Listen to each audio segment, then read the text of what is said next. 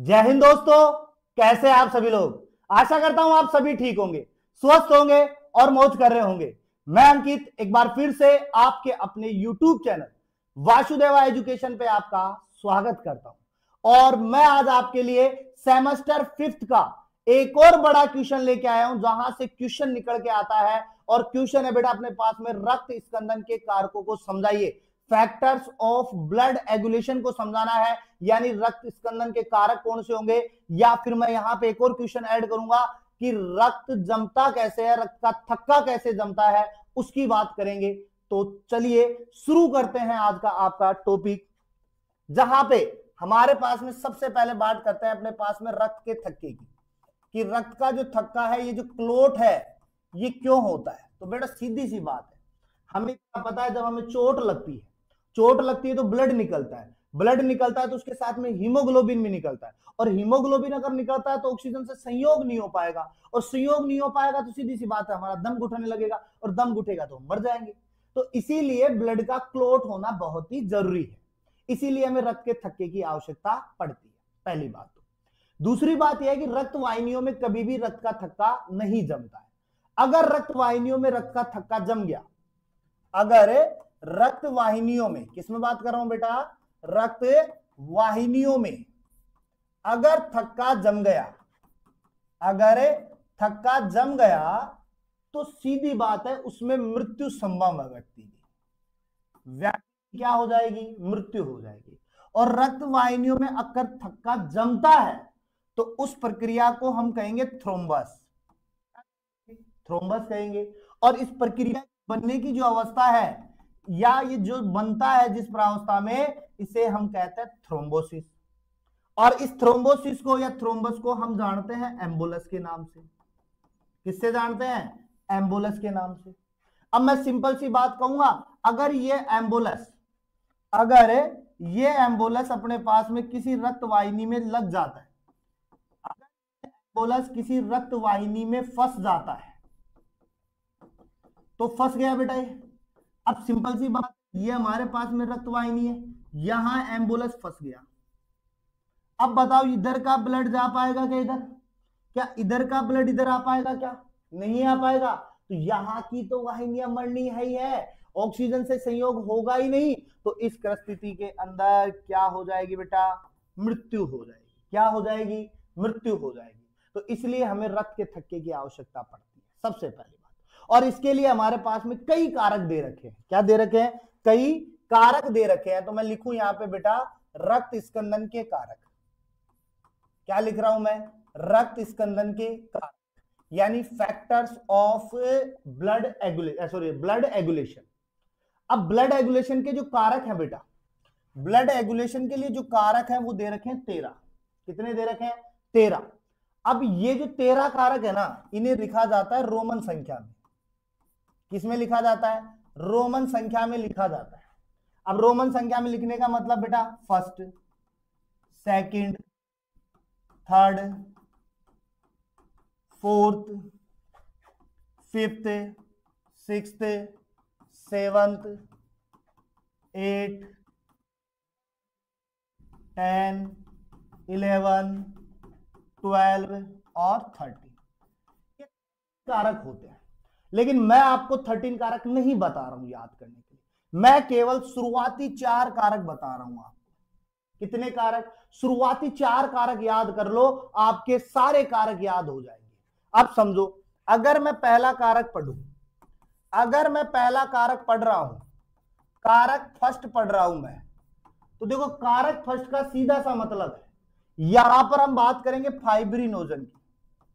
किसकी बात करेंगे, फाइब्रिनोजन की बात करेंगे बेटा यहां।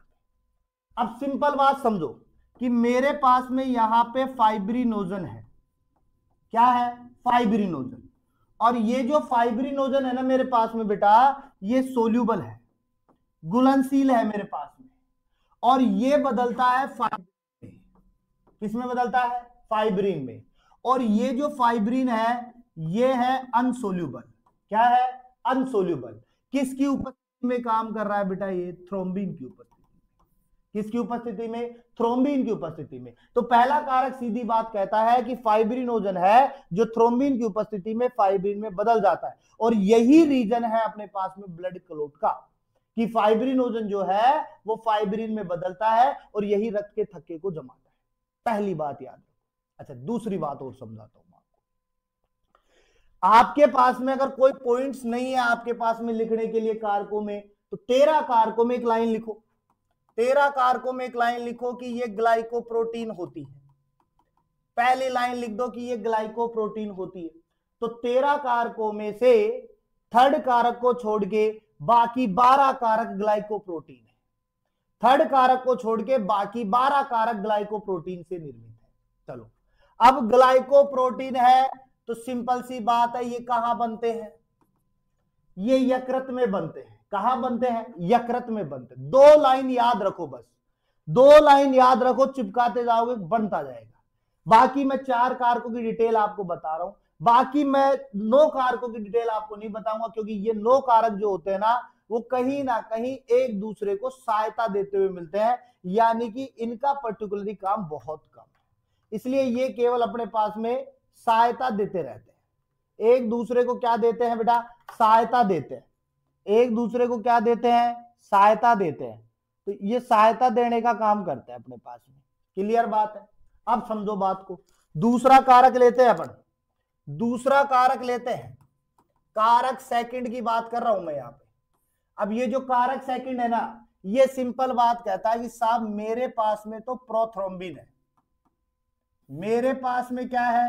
प्रोथ्रोम्बिन। और ये जो प्रोथ्रोम्बिन है ना बेटा अनएक्टिव है। क्या है? अनएक्टिव। अब इसे मुझे करना है एक्टिव, और एक्टिव करने के लिए मेरे पास आता है थ्रोम्बिन। क्या आता है? थ्रोम्बिन। तो इसको मैं बदलता हूं थ्रोम्बिन में, तो ये हो गया एक्टिव। अच्छा, इसे भी कोई तो एक्टिव कर रहा होगा ना, इसे कोई तो एक्टिव कर रहा होगा ना, तो फिर मैं कहूंगा थ्रोम्बोप्लास्टिन। क्या कहूंगा मैं इसको? थ्रोम्बोप्लास्टिन। यानी थ्रोम्बोप्लास्टिन की उपस्थिति में प्रोथ्रोम्बिन थ्रोम्बिन में बदल जाता है। बात हो गई। अच्छा, कारक थर्ड की बात कर लो, कारक थर्ड की बात कर लो। यहां पे कारक थर्ड की बात करें तो ये होगा अपने पास में प्रोथ्रोम्बोप्लास्टिन। किसकी उपस्थिति होगा? प्रोथ्रोम्बोप्लास्टिन होगा। और ये प्रोथ्रोम्बोप्लास्टिन जो होगा ना, ये बदल जाएगा थ्रोम्बोप्लास्टिन में। किसमें है? थ्रोम्बोप्लास्टिन। और कारक फोर्थ, कारक फोर्थ जो बेहद इंपॉर्टेंट होगा इन सब के लिए, यहां मैं लिखूंगा कैल्शियम आयन। तो ये जो आयन है ना, सभी कारकों के साथ में मिलकर काम करता है, और यही आयन कई क्रियाओं को पूरी करने का काम भी करता है। तो बाकी 4 कारक याद रखो, बाकी अन्य कारकों से हमें कोई लेना देना नहीं है, इतना वेल डिटेल नहीं पूछेगा। अगर पूछे तो आप जो बता रहा हूं वो छाप देना। ये हमारे पास में 4 कारक हो गए रक्त के थक्के के लिए बेहद इंपॉर्टेंट।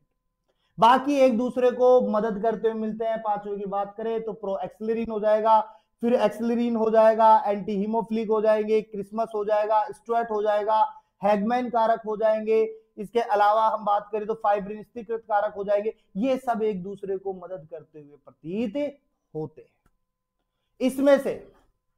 इसमें से एक चीज और याद रखो, एक कारक मैं बता रहा हूं बेटा आपको, स्टुअर्ट कारक।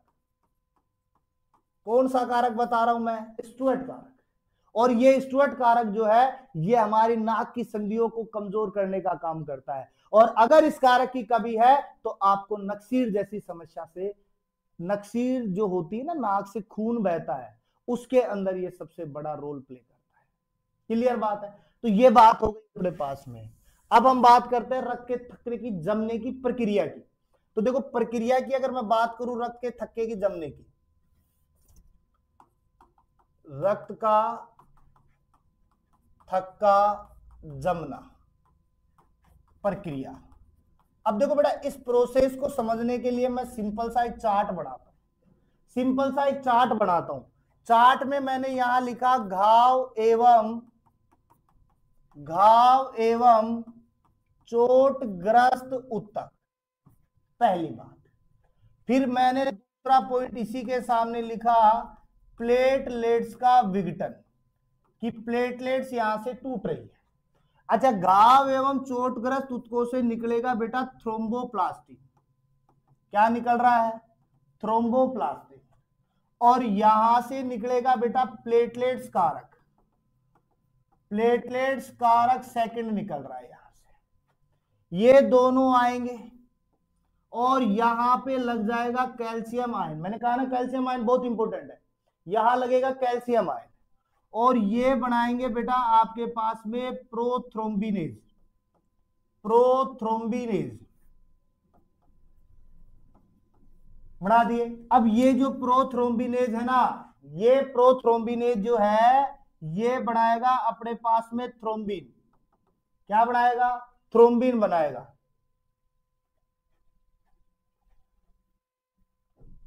और ये जो थ्रोम्बिन आएगा ये आएगा प्रोथ्रोम्बिन से। किससे आएगा अपने पास में? प्रोथ्रोम्बिन से। प्रोथ्रोम्बिन से आएगा अपने पास में। तो यहां पर हमने प्रोथ्रोम्बिन को थ्रोम्बिन में बदला। किसकी उपस्थिति में? प्रोथ्रोम्बिनेज की उपस्थिति में। अब मैंने क्या करना है बेटा? अब मैंने बेटा फाइब्रिनोजन लेना है। फाइब्रिनोजन के ऊपर ही ऊपर क्या टिकाना है मुझे? थ्रोम्बिन टिकाना है। और जैसे ही थ्रोम्बिन लगेगा ये आ जाएगा फाइब्रिन में। और ये फाइब्रिन जो होगा ये आगे जाकर के अपने पास में, ये थ्रोम्बिन जो है ये आगे जाकर अपने पास में एकल तंतुओं का जाल बना लेगा। एकल तंतुओं का जाल बना लेगा और यही जाल क्या कहलाएगा? थक्का कहलाएगा। अब आप सोच रहे होंगे कि सर थोड़ी देर पहले तो प्रोथ्रोम्बिन से थ्रोम्बिन बनाने के लिए आपने थ्रोम्बोप्लास्टिन को काम में लिया था। तो बेटा मैं थ्रोम्बोप्लास्टिन को ही तो काम में ले रहा हूं। इस प्रोथ्रोम्बिनेज में भी तो थ्रोम्बोप्लास्टिन है। इस प्रोथ्रोम्बिनेज में भी तो थ्रोम्बोप्लास्टिन है। तो सिंपल सी बात याद रखना, पहला स्टेप तो हो जाएगा कि घाव एवं चोटग्रस्त ऊतकों से थ्रोम्बोप्लास्टिन निकलता है, प्लेटलेट्स का विघटन होता है, प्लेटलेट्स कारक थर्ड निकलता है और वो प्रोथ्रोम्बिनेज बनाता है। कैल्शियम आयन की उपस्थिति में प्रोथ्रोम्बिनेज बनाता है। फिर प्रोथ्रोम्बिनेज की उपस्थिति में किस में आ जाता है? थ्रोम्बिन में आ जाता है। फिर फाइब्रिनोजन जो है थ्रोम्बिन की उपस्थिति में फाइब्रिन में आ जाता है और ब्लड का क्लोट हो जाता है। सिंपल सी डेफिनेशन है। आप इतना जानो कि फाइब्रिनोजन का फाइब्रिन में बदलना ही रक्त का थक्का कहलाता है। अच्छा, अगर ये ऐसे भी याद ना हो आपको, तो सिंपल याद रखना, रक्त का थक्का बनाने के लिए 3 पॉइंट याद रखने। 3 पॉइंट याद रखने हैं आपको, ज्यादा नहीं रखने। 3 पॉइंट कौन से होंगे? तो सीधी बात याद रखना, एक तो आपका होगा थ्रोम्बोप्लास्टिन, और इस थ्रोम्बोप्लास्टिन में हम मिलाएंगे प्रोथ्रोम्बिन, और ये बनाएगा आपका, याद रखना, थ्रोम्बोप्लास्टिन प्रोथ्रोम्बिन से मिलकर थ्रोम्बिन बनाएगा। दूसरे पॉइंट में याद रखना आपको, थ्रोम्बिन जो है ये मिलेगा फाइब्रिनोजन से। फाइब्रिनोजन बनाएगा बेटा फाइब्रिन। बन गया, वही चीज चल रही है ऊपर वाली, घुमा के कर रहा हूं थोड़ा सा। फाइब्रिन जो है, अब फाइब्रिन जो है वो मिलेगा रक्त रुधिराणु से मिलेगा और बनाएगा एकल तंतुओं का जाल। क्या बनाएगा? एकल तंतुओं का जाल बना देगा और यही क्या कहलाएगा बेटा? थक्का कहलाएगा। तो ये सिंपल शॉर्ट एंड स्वीट तरीके से आपके रक्त का थक्का कंप्लीट होता है और आपकी इसकी क्रियाविधि भी कंप्लीट होती है। तो मिलेंगे हम एक नेक्स्ट वीडियो के साथ में, जहां फिर से मैं एक क्वेश्चन लेके आऊंगा जो आपके एग्जाम की दृष्टि से बेहद इंपॉर्टेंट होगा और शॉर्ट एंड स्वीट तरीके से बताऊंगा। अगर इनके नोट्स अगर आपको चाहिए तो आप हमारे व्हाट्सएप पे संपर्क कर सकते हैं, टीम से मिल सकते हैं, आपको आपके नोट्स मिल जाएंगे।